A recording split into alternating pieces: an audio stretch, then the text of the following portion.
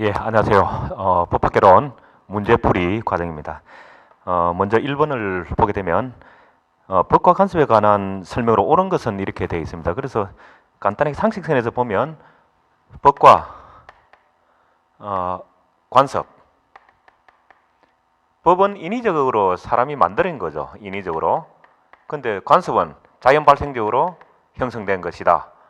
그 다음에 비난 가능성은 법은 강제력이 외형적으로 주어지기 때문에 실질적인 물리적인 강제력은 있지만 비난은 관습이 더 있겠죠. 관습 관계 비난은 내심의 어떤 비난. 그 다음에 법은 한 국가에 전체적으로 적용되는 그러면 관습은 특정 지역에서 뭐 비난을 받거나 하는 뭐 그런 차이가 있겠죠. 그래서 그렇게 보면 답은 4번 라번 한목적성과 당위성에 기초로 한다. 당시라는 것은 법도 사회 규범의 하나로 본다면은 어떠해야 된다, 정당해야 된다, 올바라야 된다, 뭐 등등의 어떤 이야기로 말씀드릴 수 있겠죠.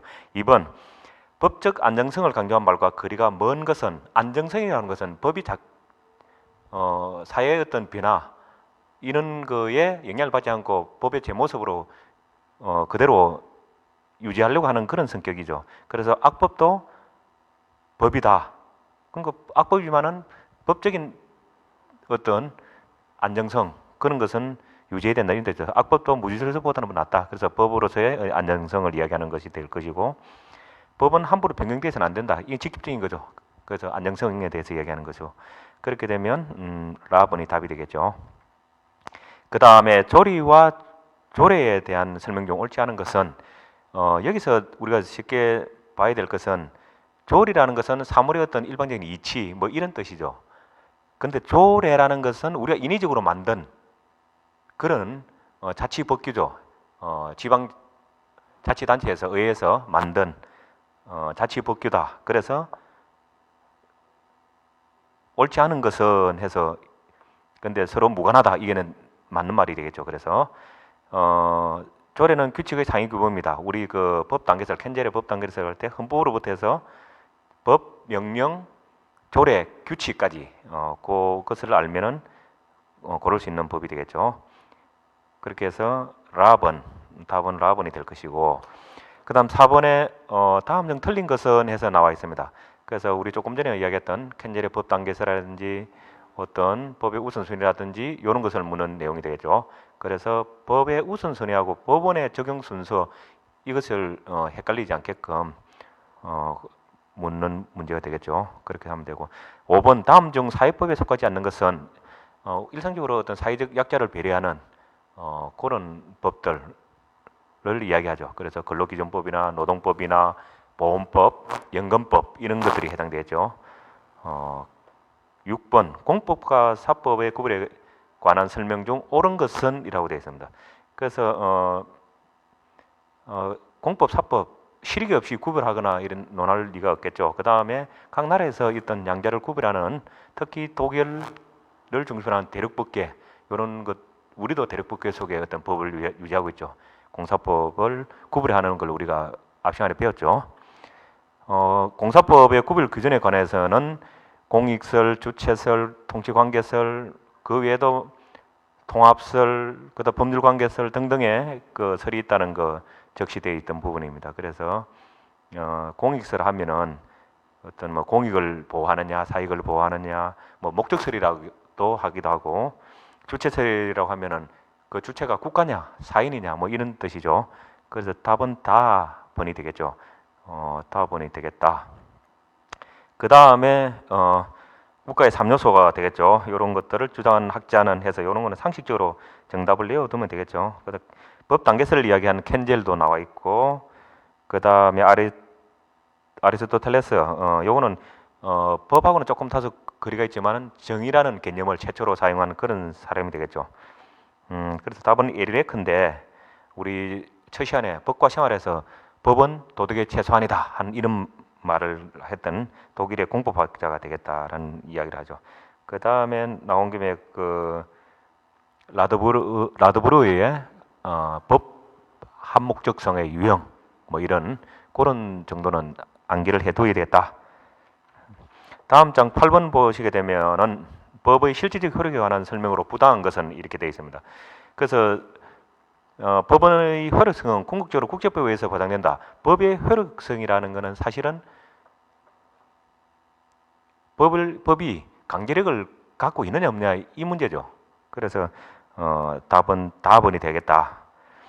그 다음에 9번의 설명은 법의 어떤 주지기간은 지문이 똑같은 내용이 있는데 상반된 내용이 있으면 두 개 중에 하나 답이겠죠. 그래서 20일이다 하는 그런 부분. 그 다음에 유권 해석에 해당되지 않는 것은 해서 우리가 이 부분에서 시험에 나온다면 법 해석에서 유권 해석과 무권 해석이 있는데 시험에 나온다 그러면 무권 해석에서 시험에 나올 것이라고 했습니다. 그런데 이 시험 문제는 유권 해석이 나왔죠. 유권이라고 하는 것은 말 그대로 권리를 가지고 있는 기관. 우리나라에서는 입법, 사법, 행정 기관에서 하는 해석 이렇게 생각하면 답은 간단하게 나올 수 있죠. 그 다음 11번 같은 경우를 보게 되면 법의 해석 부문이죠. 조금이 나왔던. 그래서 유권 해석과 무권 해석. 무권 해석 중에서도 물리 해석과 뭐가 있죠? 논리 해석 이런 이야기죠. 물리는 실제 법전에서 사람이란 뭐 어떻다는 자연인도 있고 법인도 있다. 이런 어떤 정의를 규정해 놨다라면 그 자구가 뜻하는 게 뭔가라고 하는 부분이죠. 연구하는 학자들이 주로 하는 해석이 될 것이고 논리 해석에는 우리 시험에 잘 나온다는 여러 확장 해석, 보충 해석, 물론 해석 등등 그런 것들이 있다 이미 배웠죠. 그래서 답은 납은 논리 해석이 아니라 문장의 어떤 문자를 연구하는 말 그대로 물리죠. 문자, 물리 해석이다. 그 다음에 12번에 틀린 것은 해서 나와 있습니다. 그래서 법 규정을 정해놓은 정의 규정은 그 해석을 행정 집행하는 행정기관에서 한다. 우리가 법을 만들 때, 입법을 할 때 법에서 법전에서 사람이란 어떤 사람을 뭐 사람으로 한다라고 해서 법 문구에 들어가 있죠. 이런 경우는 어떻게 됩니까? 입법한 단계에서 해석을 이미 법전에 해놓고 있죠. 그래서 행정기관에서 하는 게 아니라 입법기관에서 하는 것이다. 이 입법기관에서 했던 규제된 내용들을 행정기관에서는 어떻게 합니까? 예를 들어서 안전벨트를 안 맨 사람은 단속을 한다라고 하면 그것을 해석해서 실제 거리에서 안전벨트를 매지 않은 사람을 단속하는 행위 하기 위해서 어떠한 것들을 안전벨트를 안 맨 거라고 판단하는 거, 해석하는 거, 경찰관이 그런 것들이 행정기관에서 하는 게 되겠죠.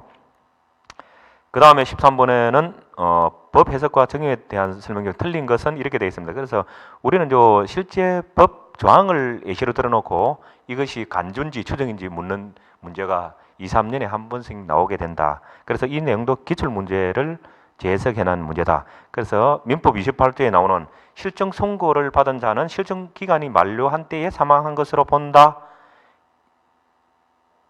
이게 그 추정과 간주를 구분할 수 있느냐는 문제죠. 그래서 결론적으로 말하면 간주가 되는데 간주는 어떠한 행위나 내용이 반정이 있다라고 해서 법률 효과를 뒤집을 수 없는, 변화시킬 수 없는 그런 특징이 있다라고 그랬죠.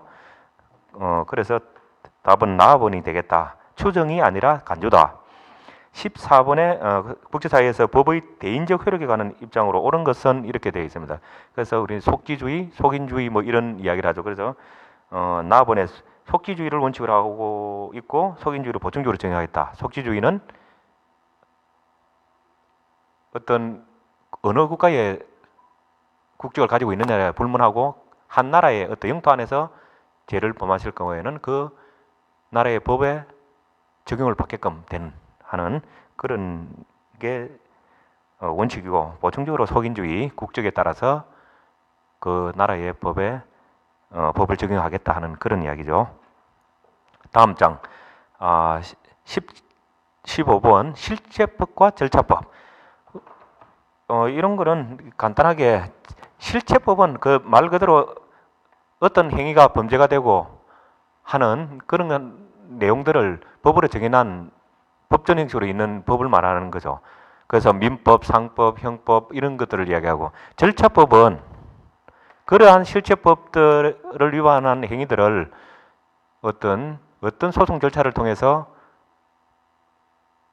재판을 하게끔 한다라는 그런 절차를 해놓은 거죠. 그래서 소송법 뭐 이런 거죠. 민사소송법, 형사소송법 이런 것들이 해당될 것이다. 그러한 구분만 하면 부정수표 단속법, 부정하게 수표를 이렇게 사용하거나 만들거나 사용하거나 한 이런 경우에는 어떠한 경우에는 범죄가 된다라고 한 법은 실제법이 되겠죠. 그 다음 16번에 재정법 상호 간의 관계에 대한 법칙으로 옳지 않은 것은 이라고 되어 있습니다. 여기서 우리가 법률 불소급의 원칙이라든지 특별법 우선의 원칙이라든지 상위법 우선의 원칙, 요거는 해당이 되죠. 법률은 행위시법을 적용한다. 일반법과 특별법이 있을 때는 특별법이 우선에 적용된다. 상위법과 하위법이 있을 때는 당연히 상위법 위에 대한 하위법은 효력이 발생할 수가 없죠. 힘을 발휘할 수가 없죠. 그런데 일사부재리의 원칙이라는 것은 한 번 재판에서 판결을 받은 거에 대해서는 다시 재판에 소송을 진행할 수 없다. 뭐 이런 내용이죠. 그래서 가번이 답이 되겠다. 그 다음에 앞서서 나왔던 이야기 17번이 또 나와 있죠. 간주와 추정을 묻는 가 항목에 있다. 그래서 친생자 같은 경우에는 실제 아기가 태어나거나 뭐 어떤 확인 절차가 없더라도 사실적으로 결혼하고 있거나 했을 경우에는 결혼한 사람 부부의 어떤 아들이 자식이다. 혹여 불륜을 해서 임신을 했더라도 그렇게 추정한다는 거죠. 18번에 보시게 되면 다음 중 공법상 개인적 공여 의무가 아닌 것은, 그래서 지난번 강의할 때 도표에 나와 있는 개인적 공권, 국가적 공권, 개인적 의무, 공의무, 사의무, 고의무 해서 도표에 있는 내용들은 어떠한 항목들이 어디에 포함된지는 구별할 수 있어야 된다라고 말씀드렸죠. 그래서 보면은 공의무가 아닌 것은 그 참정 의무는 개인적 공권에 해당되죠. 그래서 혹시 참전하니까 투표와 관련되겠다 해서 국가적인 공권이 아닐까 뭐 이렇게 잘못 판단할 수 있기 때문에 이렇게 시험에 나온 문제가 될 것 같습니다. 그리고 19번에는 공권과 사건에 관한 설명은 옳지 않은 것은 이라고 되어 있습니다. 그래서 여기도 어떠한 항목이 어디에 들어간지 구분하면 답은 나오게 되죠. 개인적 공권에 해당되는 것은 자유권, 수익권, 참정권, 그 다음에 행정 개입 청구권, 이렇게 책에 기술되어 있죠. 그래서 제가 강의 때 강조했던 것은 수익권 하니까 이게 어떤 재산적인 느낌도 나고 공권적인 요소가 아니겠다라고 착각할 수 있기 때문에 여러분 좀 잘 기억해 두십사라고 했어요. 그래서 공기업 하면은 국가적인 어떤 색채가 진하죠. 공기업 특권, 이거는 국가적 공권이다. 이렇게 하면 여러분 쉽게 답을 구할 수 있다. 그 다음 우리나라 헌법은 9차에 걸쳐서 개정을 했다. 그런 상식적으로 알고 있어야 되고, 제헌절은 48년 7월 17일, 그래서 7월 17일이 헌법이 제정된 날이다 하는 문제가 되겠습니다. 그 다음에 레벤스타인 하면 여러분 강의에서 어떤 헌법을 분류할 때 독창적인 헌법, 모방적인 헌법, 그 다음에 어떤 입헌 군주의 어떤 독재적인 권력을 장기화할 것이냐 하는 그런 측면에서 가식적이냐 장식적인 헌법이냐 또는 규범적 헌법이냐 명목적 헌법이냐 허울만 좋게 개념적으로 만든 헌법이냐 뭐 이런 구분을 했습니다. 그래서 레벤스타인에 대해서 묻는 문제가 나왔었고요. 그 다음에 우리 헌법 개정 절차에 대해서는 제정 절차, 개정 절차 이 부분에 대해서 시험에 2년에 한 번씩은 나오는 그런 문제입니다. 그래서 그 부분은 여러분은 명확하게 알고 넘어와야 될 부분인데 헌법 개정이 확정되면 국회의장, 헌법 개정 정도는 대통령이 당연히 돼야 되죠. 그 부분이 틀렸고, 그 다음에 국민 투표 결과가 통보되면 대통령이 즉시 공포한다. 이렇게 완결된 문장을 알아주시면 좋겠습니다. 그 다음에 강의 때 헌법의 기본 원리라고 해서 여러분 그 복지라든지 기본권 존중이라든지 뭐 사회적 시장 경제 원리 이렇게 했는데 사회적 민주주의 이런 용어는 사회적 민주주의 이런 용어는 없다라고 해서 강의 때 강조했죠. 사회적 시장 경제 원리라든지 이런 용어는 있지만 그런 거 없다 해서 여러분들 그 환기를 시켰던 사회법 이런 용어들이 나오다 보니까 헷갈릴 수가 있겠죠. 그래서 그런 것들을 묻는 내용이고 그 다음에 사법기관에 의한 기본권이 침해된 경우의 구제수단으로서 부적당한 것은 되어 있습니다. 상소하면은 재판정에서 일어나는 거죠.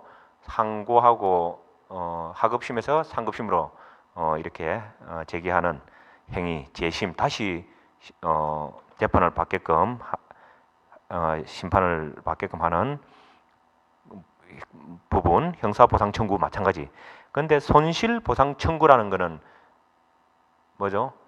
일반적인 행정기관, 국가 공권력이 어떤 적법한 행사를 하였는데도 피해를 당한 국민이 있다라고 했을 경우에 그 피해를 입은 국민이 청구할 수 있는 권리죠. 그런데 국가 그 공권력이 위법한 행위를 했을 때 할 수 있는 것은 뭐죠? 국가 배상 청구권 이런 구분도 할 수 있어야 된다라고 말씀드렸고 그 다음에 국회의 어떤 단원제, 양원제 우리는 단원제로 되고 있죠. 근데 미국 같은 경우는 상하원, 양원제가 되어 있습니다. 그래서 이런 것들이 장단점을 묻는 문제인데 라본에 보게 되면은 국회하고 정부가 다툼이 있을 경우에는 국회가 있고 정부가 있는데 이때에 서로 대립적인 관계가 있을 때 단원제 같은 경우에는 어떻게 됐습니까? 대립이 됐을 때는 쉽게 말해서 말려줄 사람이 없죠. 상하원제가 있으면 하원에서 대립을 하면 상원에서 말려줄 수가 있는데 그런 부분이죠. 상식적인 생각에도 그런 부분을 묻는 라본이 답이 되겠죠. 그 다음에 26번에 국회와 대통령의 권한에 대한 설명이 틀린 것은 이 부분은 여러분들 그 용어 하나하나를 잘 이렇게 보셔야 됩니다. 왜냐하면 동의, 성인 이런 용어들이 다 틀린 의미죠. 그래서 예비비 지출에 대한 동의는 국회의 권한에 속한다. 여러분 그냥 피상적으로 읽으면 예비비 국민의 대표가 있는 국회의원들이 당연히 권한을 행사해야지 답이 없네라고 이렇게 보실 수 있는데 국회에서 갖는 권한은 그런 것들을 예비비를 설치할 때 의결하는 권리, 의결권 그 다음에 그런 것들을 지출할 때 동의하는 것이 아니라 성인권 해서 여러분 그 도표에 국회의 어떤 권한 해서 도표에 나와 있습니다. 재정부터 해서 입법 그런 부분들을 읽을 때는 이게 동의냐 성인이냐 이런 의결이냐 등등의 어떤 용어를 잘 구분해 주십사라고 해서 한번 말씀드리고요.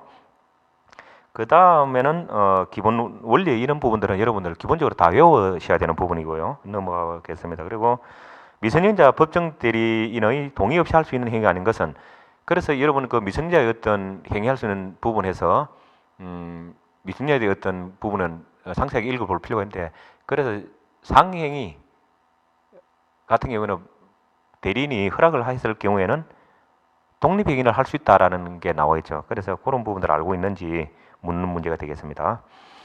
그 다음에 민법상 경비계약에 있어서 경비원이 실질적으로 어떤 책임이 있는 행위를 했을 경우에는 그 당사자는 물론이고 그 경비원을 채용하고 있는 경비업체에도 책임이 있다라는 그 말씀을 드렸습니다.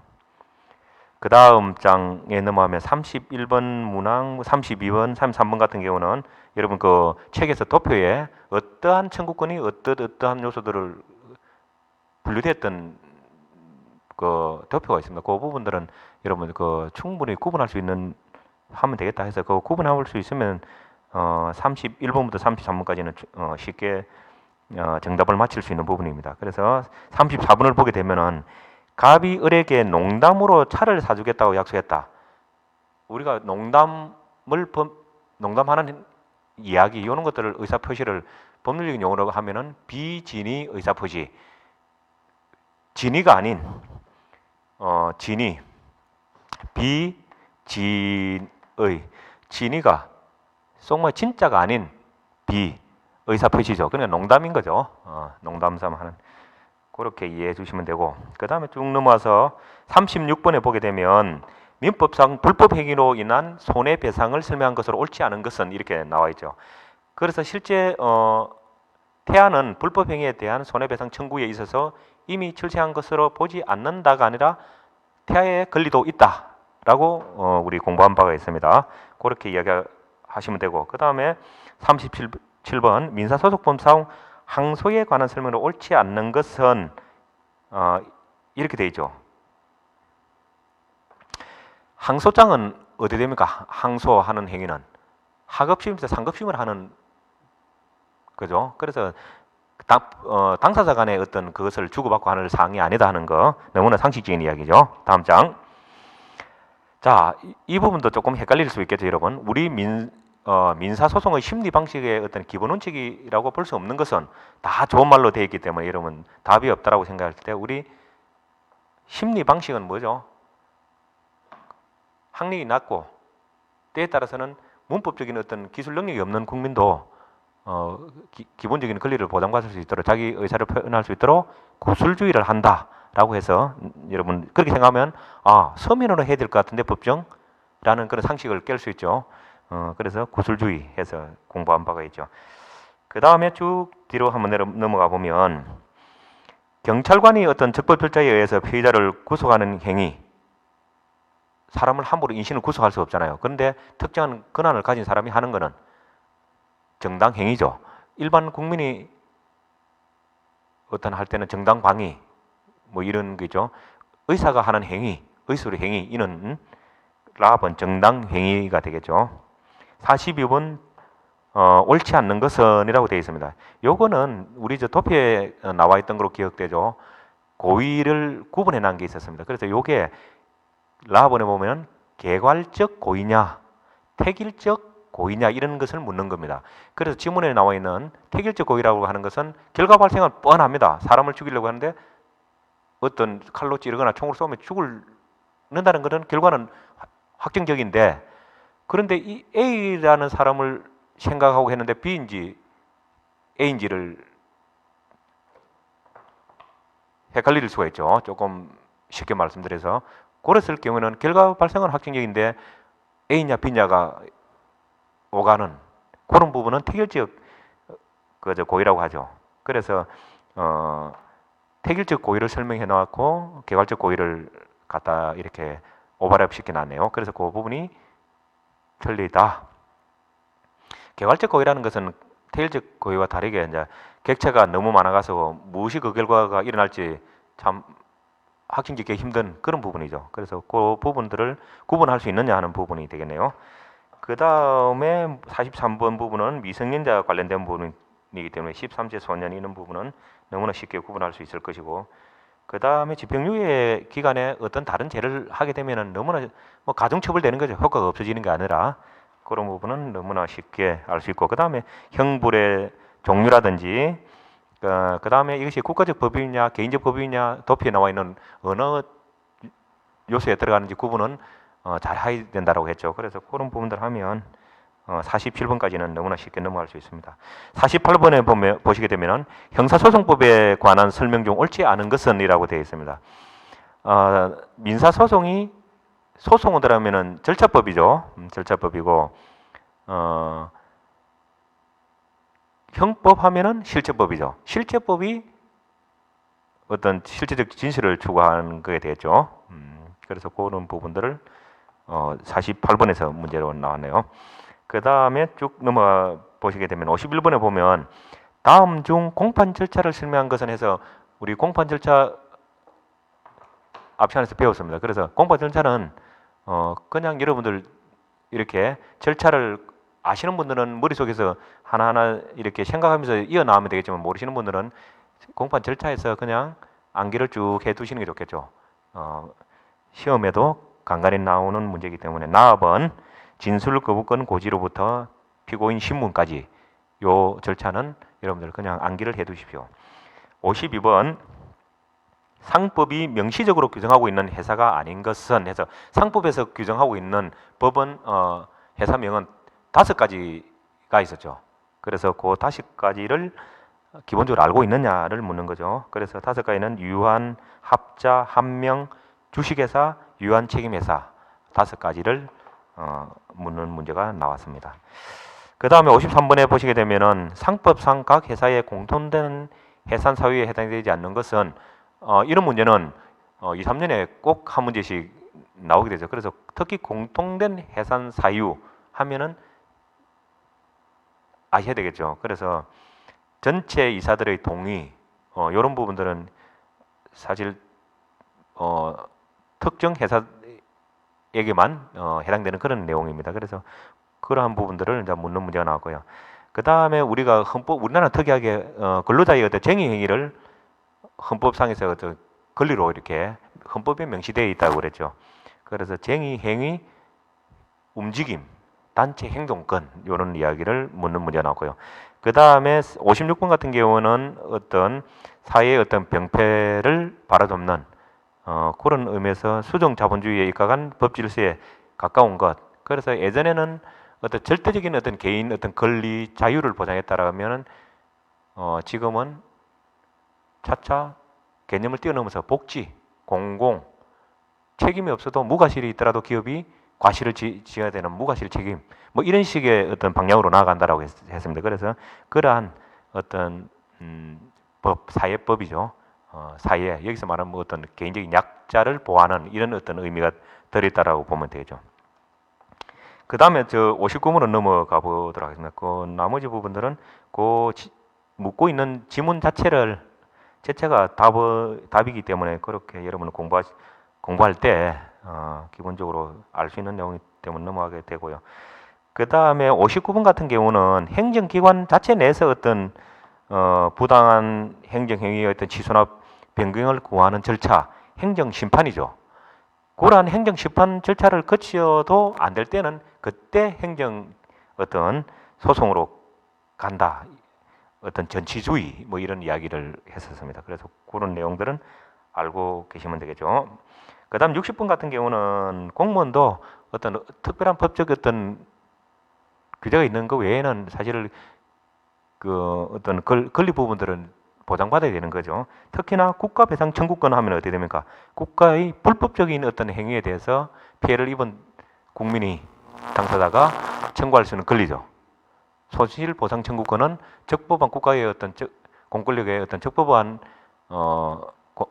공권력 행사를 했지만 피해를 입었을 경우에 청구할 수 있는 권리고 그런 구분도 할 수 있어야 되고 해야 된다 하는 그런 이야기를 했습니다. 그렇게 해서 법학개론 문제풀이 플러스 알파 그래서 40문제가 시험에서 나오는데 여기서는 60문제를 풀었습니다. 그래서 플러스 알파 모의고사라고 해서 간단하게 문제풀이를 해봤습니다.